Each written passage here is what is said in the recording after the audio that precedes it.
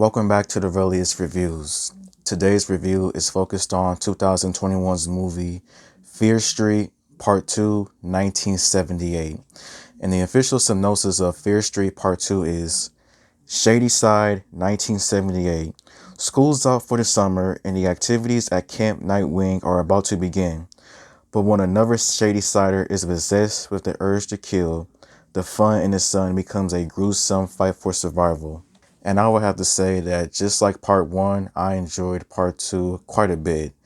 It was pretty good and interesting to say the least, but here is my review and here it is. What I first enjoyed about this movie would probably have to be the horror aspect of the movie.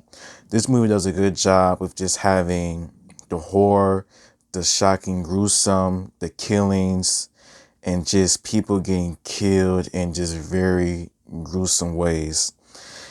And I would say with how the killings ranked in this movie in between the first one, I would probably have to say when it comes to the creativity, I think part 1 is just a little bit better with the creativity.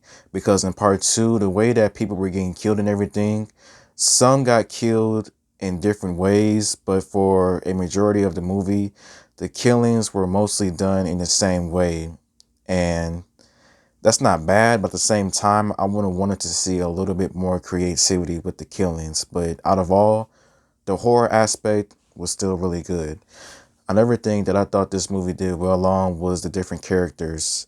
Like, this movie definitely has many different characters that you either root for, you hate for, or you feel sorry for by the end of the movie.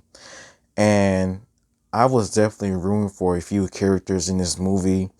And I definitely did wish that certain characters that didn't get killed, and I know it's wrong to say that, actually did get killed. And by the end of the movie, I felt really bad for many of the characters because they did not deserve their fates. And the ending between Ziggy and her sister, the way they got killed, and it was just sad. I don't really know how Ziggy is still alive after going through something like that because she got sticked up far too many times to the point I believe Ziggy should have been dead. But characters was good.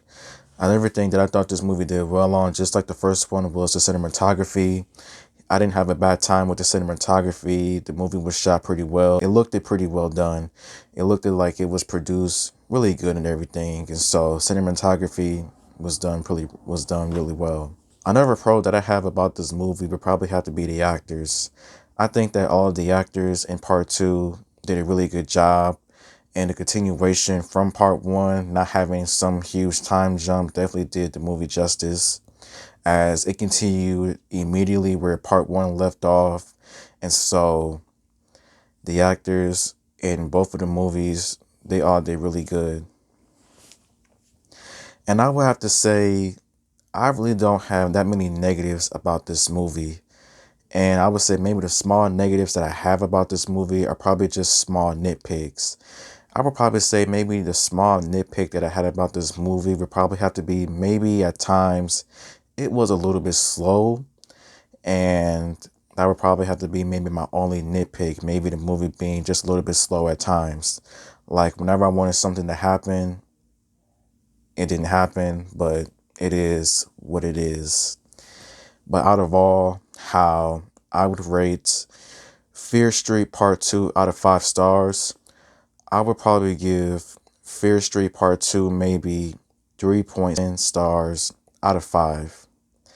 And as for part 3, I really believe that part 3 is going to be a lot crazier.